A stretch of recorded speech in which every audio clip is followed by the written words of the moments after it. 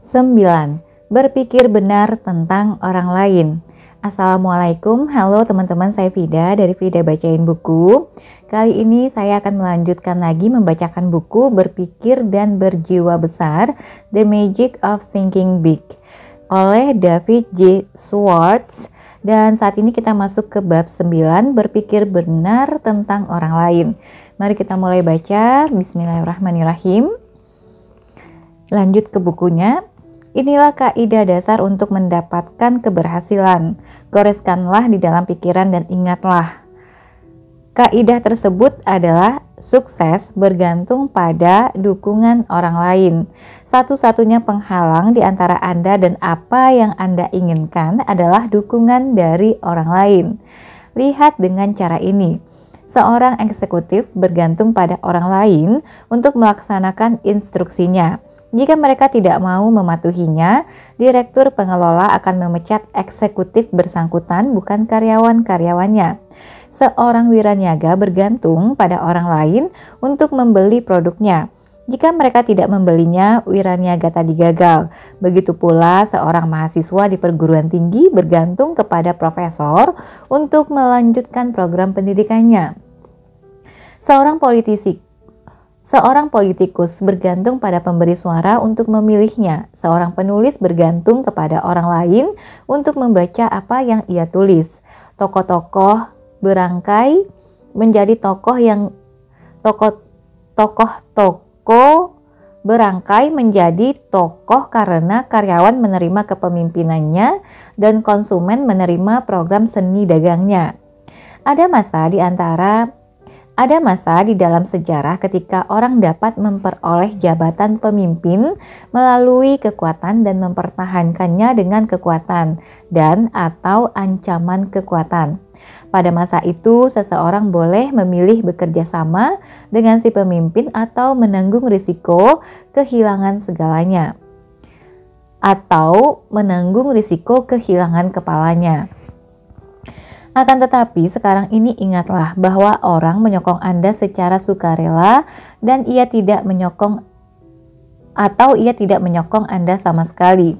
Nah, inilah waktunya untuk bertanya, andaikan saya bergantung kepada orang lain untuk mencapai sukses yang saya inginkan, tetapi apa yang harus saya lakukan untuk membuat orang-orang ini menyokong saya dan menerima kepemimpinan saya? Jawabannya adalah berpikir benar tentang orang lain. Berpikir benar tentang orang lain dan mereka akan suka dan mendukung Anda. Bab ini memperlihatkan caranya. Ribuan kali terjadi adegan sehari-hari seperti ini. Suatu panitia atau kelompok sedang mengadakan sesi. Tujuannya mempertimbangkan nama-nama untuk promosi pekerjaan baru, keanggotaan klub kehormatan, seseorang untuk menjadi direktur baru perusahaan, penyelia baru, manajer penjualan yang baru. Sebuah nama diletakkan di depan kelompok tersebut. Ketuanya bertanya, bagaimana perasaan Anda mengenai orang ini? Komentar pun berdatangan. Untuk nama tertentu ada komentar positif seperti, ia orang yang baik, orang sangat menghargainya, ia mempunyai latar belakang teknis yang baik pula. Tuan X, oh, ia orang yang menarik, sangat manusiawi. Saya yakin ia akan cocok dengan baik di dalam kelompok kami. Beberapa nama menarik pernyataan negatif. Saya kira kita harus menyelidiki orang ini secara cermat. Ia tampaknya kurang dapat bergaul dengan orang lain. Saya tahu ia memiliki latar belakang teknis dan akademis yang baik. Saya tidak meragukan kecakapannya, akan tetapi saya prihatin mengenai penerimaan yang akan ia dapatkan. Ia tidak menimbulkan banyak respek dari orang banyak. Dalam mempertimbangkan seseorang untuk suatu jabatan penting, dua faktor harus diperhatikan. Latar belakang teknis sebagaimana diungkapkan oleh pelatihan dan pengalamannya, dan kedua, kepribadiannya, kemampuan untuk bergaul dengan orang. Berikut ini adalah pengamatan yang luar biasa penting dalam sedikitnya 9 kasus dari 10 faktor. Disukai atau tidak disukai adalah hal pertama yang disebutkan, dan dalam jumlah kasus yang sangat besar, faktor disukai atau tidak disukai diberikan penekanan jauh lebih besar daripada faktor teknis. Pernyataan di atas berlaku bahkan dalam memilih sarjana untuk menjadi dosen di universitas. Dalam pengalaman akademis saya sendiri, saya hadir ketika nama-nama untuk staf pengajar yang baru dipertimbangkan.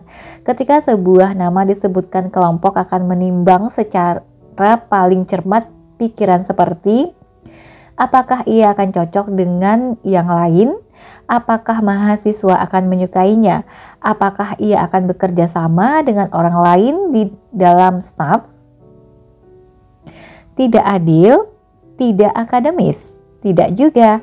Jika orang tersebut tidak disukai, ia tidak dapat diharapkan menyampaikan pelajaran kepada mahasiswa dengan keefektifan maksimum. Perhatikan tokoh ini baik-baik. Seseorang tidak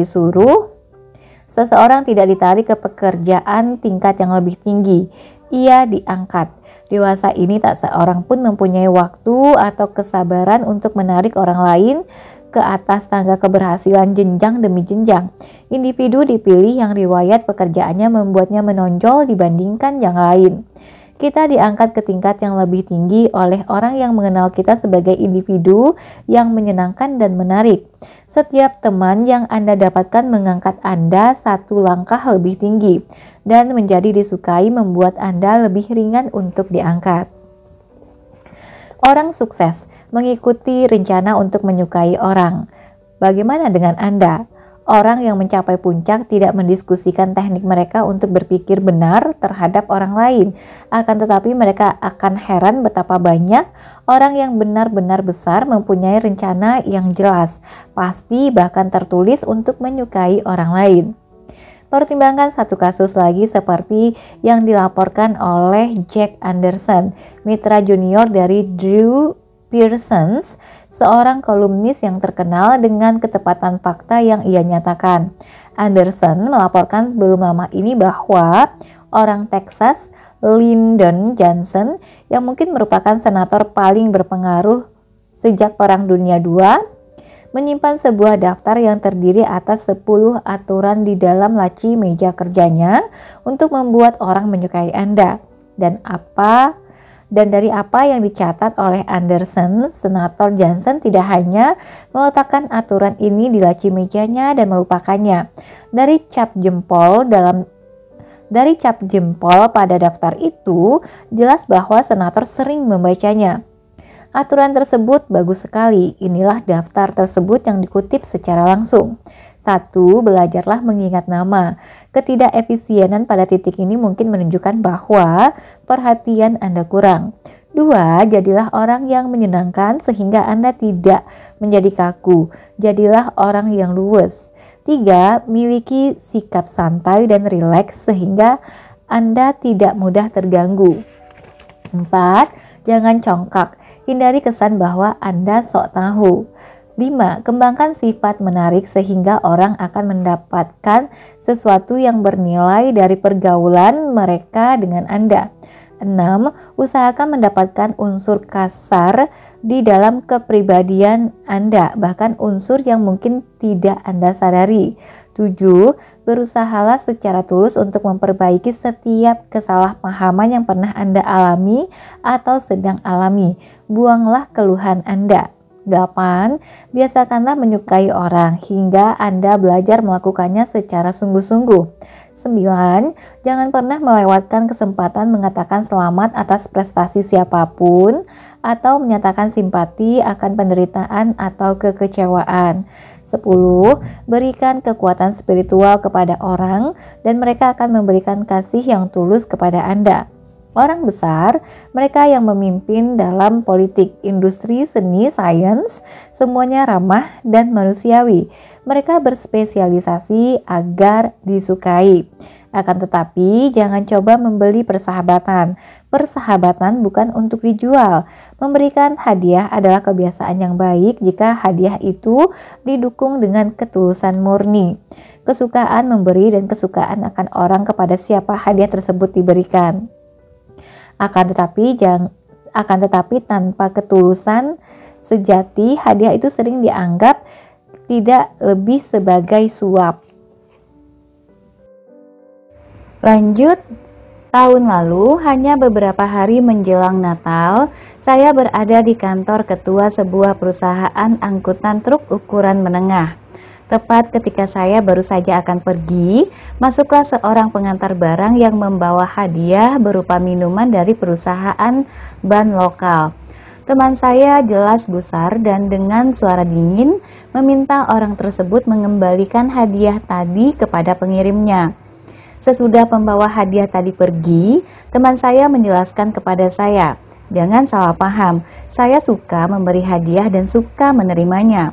Kemudian ia menyebutkan beberapa hadiah yang sudah ia terima dari teman bisnis menjelang hari Natal itu. Tetapi ia melanjutkan, "Ketika hadiah itu cuma usaha untuk berbisnis dengan saya, usaha suap yang jelas saya tidak mau.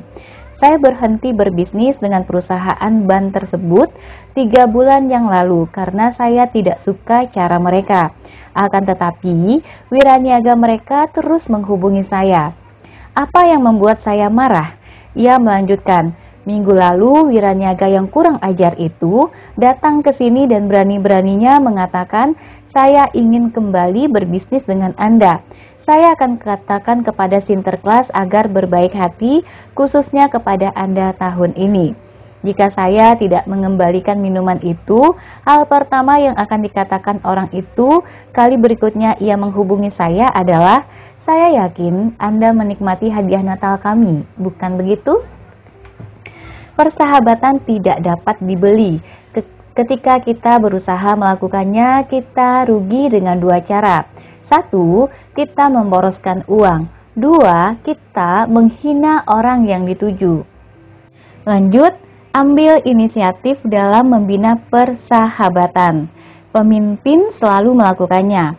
Memang mudah dan lazim bila kita mengatakan kepada diri sendiri, biarkan dia mengambil langkah pertama. Biarkan mereka yang menghubungi kita. Biarkan dia berbicara lebih dahulu. Memang mudah untuk benar-benar mengabaikan orang lain. Ya, memang mudah dan lazim. Tetapi ini bukan cara berpikir yang benar terhadap orang lain. Jika Anda mengikuti prinsip membiarkan orang lain mengembangkan dasar untuk membina persahabatan, Anda mungkin tidak mempunyai banyak teman. Sebenarnya, tanda dari kepemimpinan yang sesungguhnya adalah mengambil kepemimpinan dalam mengenal orang lain. Kali berikutnya Anda berada di antara orang banyak, amati sesuatu yang sangat penting. Orang paling penting yang hadir adalah orang yang paling aktif dalam memperkenalkan diri. Orang besarlah yang selalu berjalan menghampiri Anda, mengulurkan tangannya dan mengatakan, "Halo, saya Jack R."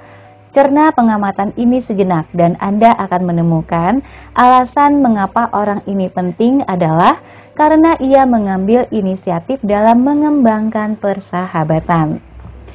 Berpikir besar terhadap orang lain. Salah seorang teman saya mengatakan begini, "Saya mungkin tidak terlalu penting baginya, tetapi ia penting bagi saya. Itulah sebabnya saya harus mengenalkannya." Pernahkah Anda memperhatikan perilaku orang yang menunggu lift?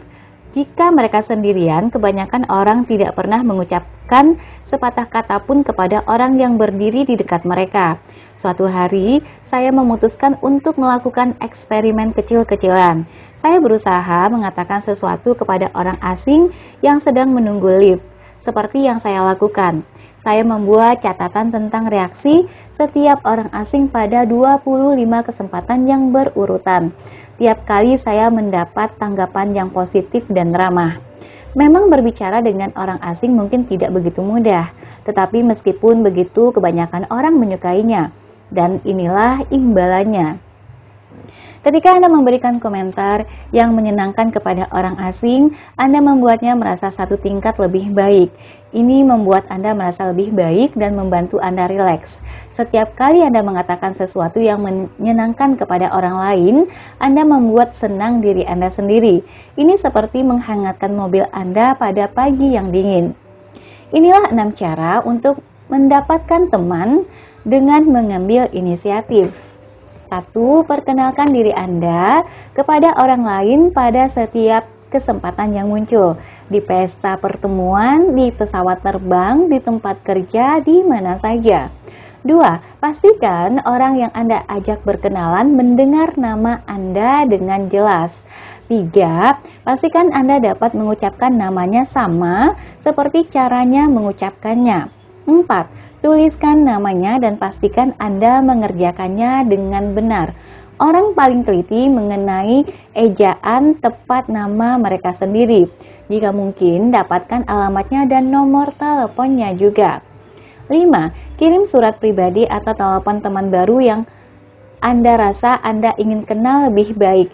Ini adalah pokok yang penting. Kebanyakan orang sukses melanjutkan dengan mengirim surat atau menelepon teman baru.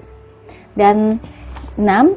Dan terakhir, tetapi tidak kurang pentingnya adalah mengatakan hal-hal yang menyenangkan kepada orang asing. Ini menghangatkan diri Anda dan membuat siap untuk tugas yang mendatang.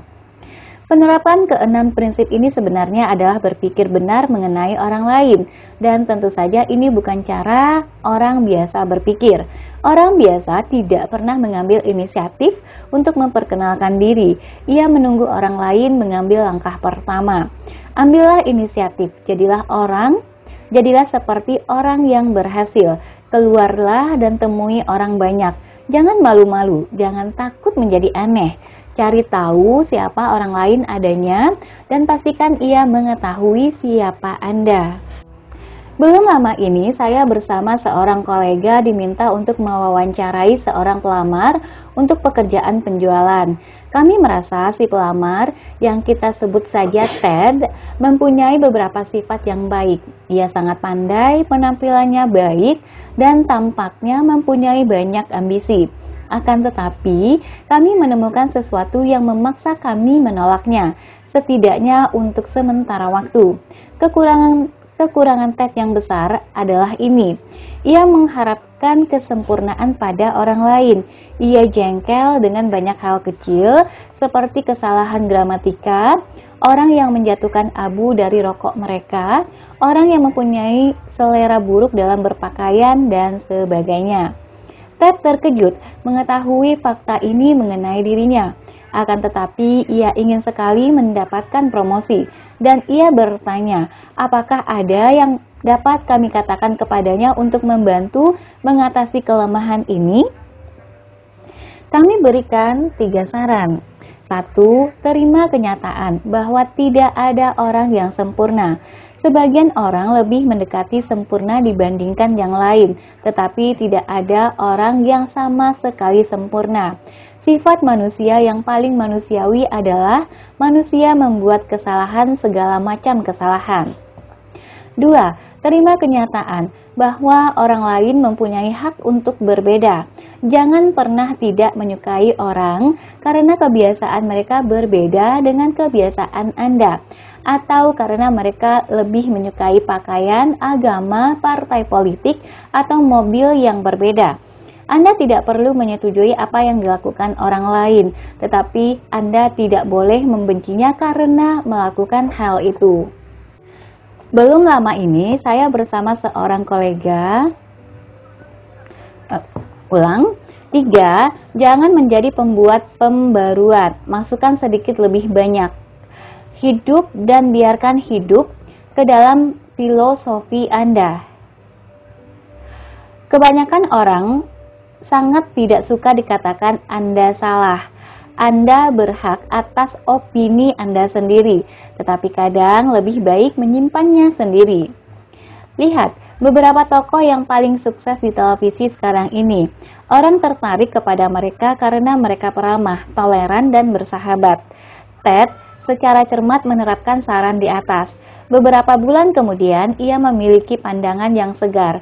Ia sekarang menerima orang sebagaimana adanya, tidak sepenuhnya baik atau tidak sepenuhnya buruk. Selain itu, katanya, semua orang yang sebelumnya sangat mengganggu saya, sekarang saya rasa menyenangkan. Akhirnya terpikir oleh saya betapa membosankannya dunia ini jika orang semuanya sama dan semuanya sempurna. Perhatikan fakta sederhana tetapi penting ini. Tak seorang pun yang baik seluruhnya dan tak seorang pun yang buruk seluruhnya. Orang yang sempurna benar-benar tidak ada. Sekarang, jika kita membiarkan pikiran kita tidak terkendali, kita dapat menemukan banyak hal untuk tidak disukai pada hampir semua orang. Begitu pula, jika kita mengatur cara berpikir kita dengan benar. Jika kita berpikir benar mengenai orang lain, kita dapat menemukan banyak kualitas untuk disukai dan dikagumi pada orang yang sama. Lanjut. Pandanglah dengan cara ini, pikiran Anda adalah stasiun pemancar mental.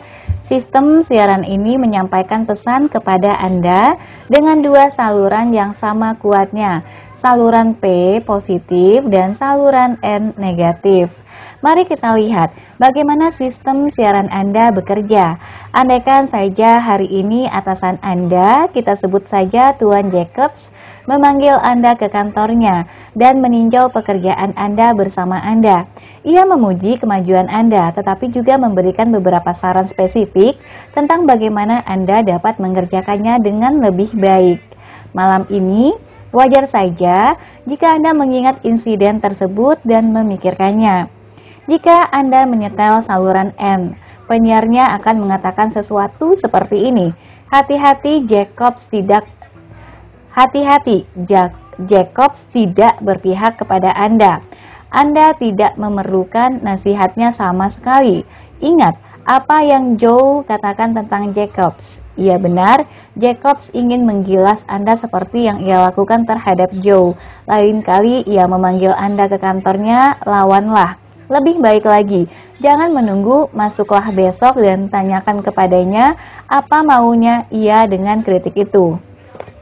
Akan tetapi, jika Anda menyetel saluran P, maka penyiarnya akan mengatakan sesuatu seperti ini. Anda tahu, Tuan Jacobs orangnya baik. Saran yang ia berikan tampaknya bagus sekali. Jika saya menerapkannya, saya mungkin bekerja lebih baik dan mendapatkan kenaikan gaji. Orang ini benar-benar mendukung saya. Besok saya akan masuk ke kantornya dan mengucapkan terima kasih atas bantuannya yang konstruktif. Bill memang benar, Jacobs memang orang baik. Dalam kasus khusus ini, jika Anda mendengarkan saluran N, Anda hampir pasti membuat kesalahan yang buruk, barangkali fatal dalam hubungan Anda dengan atasan Anda. Akan tetapi jika Anda menyetel saluran P, Anda pasti mendapat keuntungan dari saran atasan Anda dan pada saat yang sama menarik diri Anda lebih dekat dengannya. Ia akan menghargai kunjungan ini. Cobalah dan lihat hasilnya. Ingatlah bahwa semakin lama Anda menyetel saluran P atau saluran N, semakin Anda berminat akan apa yang disampaikan oleh penyiarnya dan semakin sulit untuk pindah saluran. Ini benar karena satu pikiran positif atau negatif memulai suatu reaksi berangkai pikiran yang sama. Sebagai contoh, Anda mungkin saja memulai dengan pikiran negatif kecil yang sederhana seperti aksen seseorang dan mendapatkan diri Anda segera berpikir negatif melalui topik yang tidak berhubungan seperti kepercayaan politik dan agama, mobil yang ia kendarai, kebiasaan pribadinya, hubungannya dengan istrinya, bahkan cara ia menyisir rambutnya. Dan berpikir dengan cara ini jelas tidak akan membawa Anda ke tempat yang Anda tuju. Anda memilikinya. Jadi, manajemenilah stasiun pemancar pikiran Anda. Jika pikiran Anda mengarahkan kepada orang, jadikan saluran P kebiasaan Anda dalam mendengarkan. Jika saluran N memotong, katakan berhenti. Kemudian pindahkan saluran. Untuk memindahkannya yang perlu Anda lakukan hanyalah berpikir tentang satu saja kualitas positif tentang individu yang Anda hadapi. Dalam gaya reaksi berantai yang sebenarnya, satu pikiran ini akan membawa kepada pikiran lain dan yang lain lagi, dan Anda akan merasa senang. Jika Anda sendirian, Anda dan hanya Anda yang memutuskan apakah Anda akan mendengarkan saluran P atau saluran N. Akan tetapi, jika Anda berbicara dengan orang lain, orang itu mempunyai sejumlah kendali atas cara Anda berpikir. Kita harus ingat bahwa kebanyakan orang tidak mengerti konsep berpikir benar tentang orang lain. Jadi adalah pengalaman yang lazim jika orang mendekati Anda hanya untuk mengatakan sesuatu yang negatif mengenai kolega atau teman bersama. Seorang rekan kerja ingin memberitahu Anda tentang kualitas yang tidak dapat disetujui dari karyawan lain. Seorang tetangga berusaha memberitahu Anda tentang masalah rumah tangga tetangga yang lain. Atau seorang pelanggan lain menyingkapkan kesalahan pesaingnya yang akan Anda kunjungi berikutnya. Pikiran membiakkan pikiran yang sama. Ada bahaya nyata bahwa jika Anda mendengarkan komentar negatif mengenai orang lain, Anda juga akan menjadi negatif terhadap orang itu. Sebenarnya, jika Anda tidak berjaga-jaga, Anda mungkin saja mendapatkan diri Anda menambahkan bensin ke atas api dengan jenis komentar, ya, dan itu belum semua. Sudahkah Anda mendengar titik-titik? Hal ini dapat menjadi bumerang. Ada dua cara untuk mencegah orang lain mengalihkan kita dari saluran P ke saluran M. Salah satu cara adalah dengan mengalihkan topik secepat dan setenang mungkin dengan komentar seperti, "Maafkan saya John, tetapi ketika saya berpikir soal ini, saya bermaksud meminta Anda titik-titik." Cara kedua adalah dengan memaafkan diri Anda sendiri dengan, "Maaf John, saya sedang terlambat sekarang, titik-titik." Atau saya ada janji temu penting yang harus saya penuhi, boleh saya minta diri? Buat janji tegas kepada diri sendiri, jangan biarkan orang lain membuat Anda berprasangka. Tetaplah mendengarkan saluran P. Segera sesudah Anda menguasai teknik berpikir yang baik-baik saja mengenai orang, keberhasilan yang lebih besar pun dijamin. Saya akan menceritakan kepada Anda apa yang dikatakan kepada saya oleh seorang wiraniaga asuransi yang sukses mengenai bagaimana berpikir baik, mengenai orang lain memberikan keuntungan yang besar kepadanya. Ketika saya pertama kali masuk ke bisnis asuransi, ia memulai perjalanannya berat sekali. Pada mulanya tampaknya ada begitu banyak agen yang bersaing sebanyak jumlah calon pembeli. Dan saya segera mengetahui apa yang diketahui oleh semua orang asuransi, bahwa 9 calon dari Saya segera mengetahui apa yang diketahui oleh semua orang asuransi, bahwa 9 calon dari 10 benar-benar percaya bahwa mereka tidak memerlukan asuransi lebih banyak. Saya cukup berhasil, tetapi itu bukan karena saya tahu banyak tentang sisi teknis dari asuransi. Jangan salah paham, hal teknis itu penting, tetapi ada orang yang berusaha menjual asuransi yang mengetahui tentang polis dan kontrak jauh lebih baik daripada saya. Sebenarnya saya kenal orang yang menulis buku tentang asuransi, tetapi ia tidak dapat menjual polis kepada orang yang bahkan tahu bahwa ia hanya dapat hidup 5 hari lagi. Keberhasilan saya, ia melanjutkan, didasarkan pada satu hal. Saya suka, benar-benar suka, orang yang saya ingin tawari polis. Saya ulangi sekali lagi, saya benar-benar suka kepadanya. Beberapa kolega saya berusaha berpura-pura menyukai calon pelanggan mereka, tetapi ini tidak berhasil. Perangai Anda, mata, ekspresi wajah adalah cermin ketulusan atau kepura-puraan.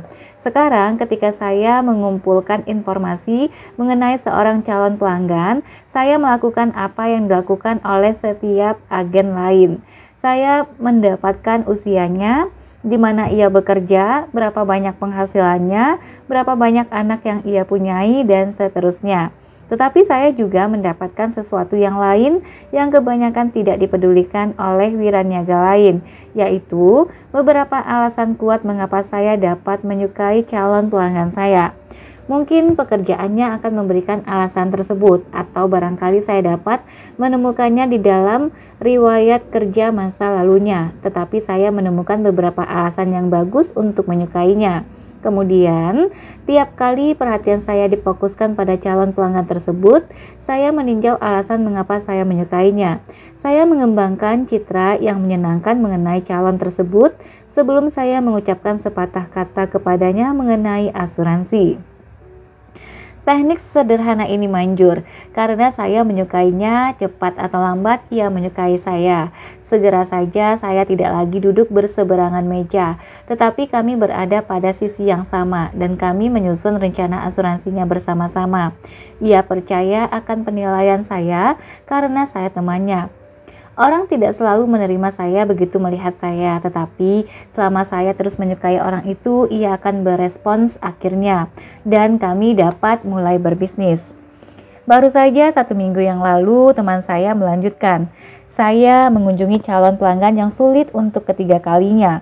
Ia menghadang saya di pintu, dan sebelum saya dapat mengucapkan selamat pagi, ia langsung mengatakan kepada saya bahwa ia tidak mau menggunakan asuransi saya.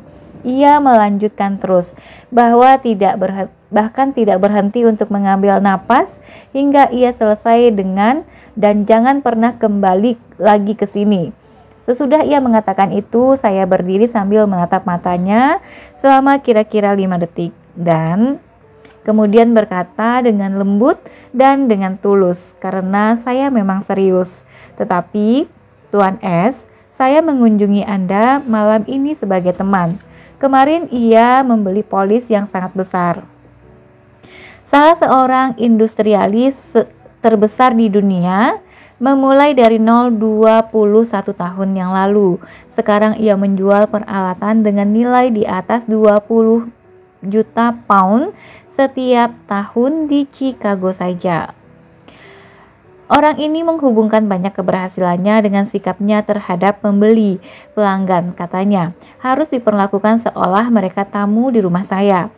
Bukankah itu berpikir benar mengenai orang? Dan bukankah ini formula sukses paling sederhana yang dapat diterapkan? Perlakukan pelanggan seperti tamu di rumah Anda. Teknik ini juga berhasil di luar toko. Gantilah kata pelanggan dengan karyawan. Maka bunyinya karyawan harus diperlakukan seperti tamu di rumah saya. Berikan perlakuan kelas 1 kepada karyawan Anda dan Anda mendapatkan kerjasama kelas 1 dan hasil kelas 1. Berpikir kelas 1 mengenai siapa saja yang ada di sekeliling Anda dan Anda pun akan mendapat hasil kelas 1 sebagai imbalannya. Salah seorang pengulas versi awal buku ini adalah teman dekat saya yang memiliki perusahaan konsultan manajemen bisnis. Ketika ia membaca ilustrasi di atas, ia berkomentar, "Itu adalah hasil positif dan sikap menyukai dan menghormati orang lain yang akan memberikan pengalaman pribadi saya yang memperlihatkan apa yang terjadi jika Anda tidak menyukai dan menghormati orang." Pengalamannya merupakan suatu pokok besar. Begini ceritanya. Perusahaan saya memperoleh kontrak untuk memberikan pelayanan konsultasi dengan sebuah perusahaan pembotolan minuman ringan yang relatif kecil. Kontraknya besar sekali, mencapai 20.000 US dollar. Klien tersebut hanya mempunyai sedikit pendidikan formal. Perusahaannya berantakan dan dalam tahun-tahun terakhir ia telah membuat kesalahan yang sangat mahal.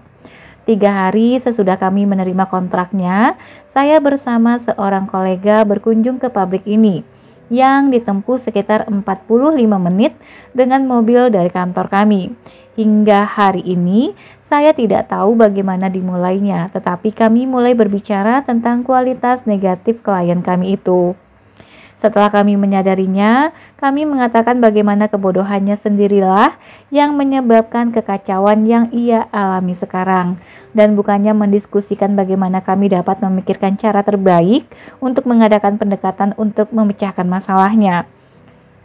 Saya ingat satu komentar yang saya buat yang saya kira sangat cerdik. Satu-satunya hal yang membuat Tuan F bertahan adalah gemuknya. Teman saya tertawa dan membuat komentar yang dianggap sama lucunya. Dan putranya, ia pasti berusia 35 tahun, tetapi satu-satunya kualifikasi yang ia miliki untuk pekerjaan yang ia pegang adalah ia bisa berbicara bahasa Inggris. Sepanjang perjalanan tersebut, kami tidak berbicara apa-apa selain tentang betapa bodohnya klien kami. Nah, pertemuan siang itu berlangsung dingin. Mengingat kejadian itu sekarang, saya rasa klien kami entah bagaimana merasakan bagaimana perasaan kami terhadap dirinya. Ia pasti berpikir, orang-orang ini pikir saya bodoh dan yang akan mereka berikan kepada saya untuk uang saya hanyalah percakapan yang kedengarannya halus. 2 hari kemudian, saya menerima surat singkat dari klien saya. Bunyinya, saya memutuskan membatalkan kontrak kami untuk jasa konsultasi Anda. Jika ada tagihan untuk nasihat Anda hingga hari ini, tolong kirim tagihan Anda kepada saya. Memikirkan gagasan-gagasan negatif selama hanya 40 menit setelah membuat kami kehilangan kontrak. Memikirkan gagasan-gagasan negatif selama hanya 40 menit telah membuat kami kehilangan kontrak. Yang lebih menyakitkan adalah sekitar sebulan kemudian kami mengetahui bahwa mantan klien kami mendatangkan perusahaan dari luar kota untuk bantuan profesional yang diperlukannya. Kami tidak akan kehilangan dia seandainya kami berkonsentrasi pada banyak sifatnya yang baik. Dan ia memang memiliki banyak sifat baik. Kebanyakan orang memilikinya. Beginilah bagaimana Anda dapat sedikit bersenang-senang dan sekaligus menemukan prinsip dasar keberhasilan. Selama 2 hari berikutnya, dengarkan sebanyak mungkin percakapan. Perhatikan 2 hal, yang mana di dalam percakapan tersebut yang lebih banyak berbicara dan orang mana yang lebih berhasil.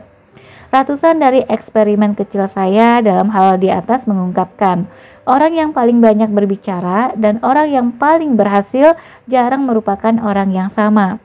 Hampir tanpa kecuali, semakin berhasil orang bersangkutan, semakin ia murah hati dalam bercakap-cakap, yaitu ia mendorong lawan bicara agar berbicara tentang dirinya, pandangannya, prestasinya, keluarganya, pekerjaannya, masalahnya.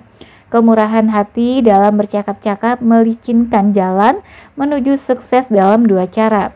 1. Kemurahan hati dalam bercakap-cakap menghasilkan teman. 2. Kemurahan hati dalam bercakap-cakap membantu Anda belajar lebih banyak mengenai orang. Ingat ini, kebanyakan orang lebih suka berbicara tentang dirinya sendiri daripada tentang apapun di dunia ini. Ketika Anda memberinya kesempatan, ia menyukai Anda untuk itu. Kemurahan hati dalam bercakap-cakap adalah cara paling mudah, paling sederhana, dan paling pasti untuk mendapatkan teman. Dan manfaat kedua dari kemurahan hati dalam bercakap-cakap, mengetahui lebih banyak tentang orang juga penting. Seperti kami katakan di dalam bab 1, orang adalah apa yang kita pelajari di dalam laboratorium keberhasilan kita. Semakin kita dapat belajar mengenai mereka, proses berpikir mereka, titik kekuatan dan kelemahan mereka, mengapa mereka melakukan apa dan bagaimana yang mereka lakukan, semakin kita siap untuk mempengaruhi mereka secara efektif dengan cara yang kita inginkan. Mari saya berikan ilustrasi. Sebuah biro iklan yang besar, seperti semua biro iklan, tentu saja berspesialisasi dalam memberitahu publik mengapa mereka harus membeli produk yang diiklankannya. Akan tetapi, biro yang satu ini juga melakukan sesuatu yang lain. Biro ini meminta para copywriternya, penulis naskah iklan, menghabiskan 1 minggu setiap tahun di lapangan, sehingga mereka dapat mendengarkan apa yang orang katakan mengenai produk yang mereka promosikan. Mendengarkan, memberikan petunjuk yang diperlukan oleh copywriter ini untuk menulis iklan yang lebih baik dan lebih efektif. Banyak perusahaan yang progresif menjalankan apa yang disebut wawancara akhir dengan karyawan yang akan keluar. Alasannya bukanlah untuk membujuk karyawan yang bersangkutan agar tetap bekerja di perusahaan tersebut, melainkan untuk mencari tahu alasan kepergiannya. Kemudian, perusahaan dapat membuat perbaikan dalam hubungan karyawannya. Mendengarkan selalu menguntungkan. Mendengarkan itu menguntungkan bagi wiraniaga pula. Acap kali orang berpikir tentang wiraniaga yang baik sebagai pembicara yang baik atau pembicara cepat. Namun, manajer penjualan tidak terkesan oleh pembicara cepat sebagaimana oleh pendengar yang baik. Orang yang dapat mengajukan pertanyaan dan mendapatkan jawaban yang diinginkan. Jangan memonopoli percakapan. Dengarkan, dapatkan teman, dan belajar. Suatu pagi, Seorang teman menemui saya di pelabuhan udara untuk mengantar saya ke suatu konferensi bisnis. 2 kali saya memperhatikan teman saya menyingkir untuk memberi jalan kepada pengemudi yang ingin masuk ke jalur lalu lintas. Pada kesempatan ketiga, saya dengan tertawa berkomentar, "Apakah Anda anggota klub kebaikan? Pasti Anda anggotanya. Saya belum pernah melihat orang lain memperlihatkan pertimbangan begitu besar." Ia tersenyum dan berkata, "Saya sebenarnya tidak mengharapkan pengemudi lain untuk berbaik hati, akan tetapi saya selalu mendapatkan balasan yang sama. Membantu 3 pengemudi itu untuk masuk ke dalam jalur lalu lintas paling banyak hanya menghabiskan waktu 45 detik. Akan tetapi tindakan ini juga memberi saya perasaan senang di dalam hati, memperlihatkan kebaikan membantu saya tetap tenang." Kata-kata teman saya bijaksana, ada imbalannya jika Anda berbuat baik kepada orang yang tidak Anda kenal dan tidak pernah berharap untuk kenal. Imbalannya adalah dalam bentuk perasaan senang yang Anda dapatkan. Dan perasaan senang ini tercermin di dalam pekerjaan Anda dan segala hal lain yang Anda kerjakan. Kebaikan yang diberikan kepada orang lain adalah obat penenang terbaik yang dapat Anda gunakan. Tidak ada preparat komersial yang 1/10 keefektifannya dalam membuat Anda rileks seperti yang diperoleh dengan melakukan hal-hal kecil untuk orang lain. Berpikir benar tentang orang lain menyingkirkan frustrasi dan stres. Jika Anda mempertimbangkannya secara cermat, penyebab utama stres adalah perasaan negatif terhadap orang lain. Jadi, berpikirlah positif terhadap orang lain dan rasakan betapa bagusnya dunia ini. Ujian sebenarnya untuk berpikir benar terhadap orang lain terjadi ketika segalanya tidak berjalan persis sebagaimana yang Anda inginkan.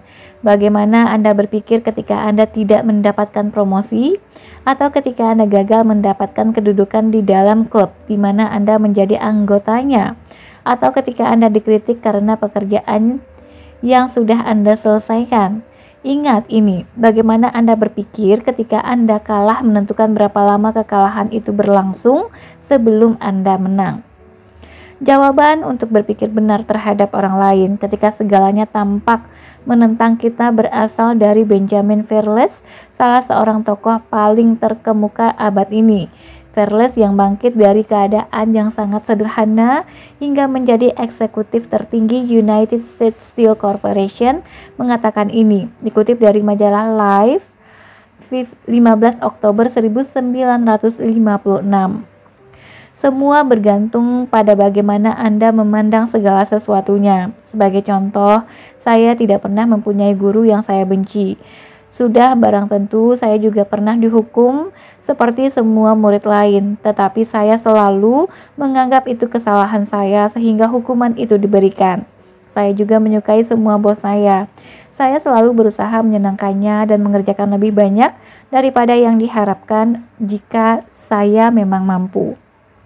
Saya pernah mengalami beberapa kekecewaan saat-saat ketika saya benar-benar menginginkan promosi dan orang lain yang mendapatkannya. Akan tetapi saya tidak pernah menganggap bahwa saya adalah korban politik kantor atau prasangka atau penilaian yang buruk pada pihak bos. Daripada merajuk atau berhenti dengan amarah, saya memikirkan segalanya. Jelas orang lain tersebut memang lebih layak mendapatkan promosi dibandingkan saya. Apa yang dapat saya lakukan untuk membuat diri saya layak mendapatkan peluang berikutnya? Pada waktu yang sama, saya tidak pernah menjadi marah kepada diri sendiri karena kalah dan tidak pernah membuang waktu menyesali diri. Ingat Benjamin Verles, jika segalanya berjalan keliru, cukup lakukan 2 hal. 1. Bertanyalah kepada diri sendiri, apa yang dapat saya lakukan untuk membuat diri saya lebih layak mendapatkan peluang yang berikutnya. 2. Jangan membuang-buang waktu dan energi untuk berputus asa. Jangan menyesali diri. Rencanakan untuk menang kali berikutnya.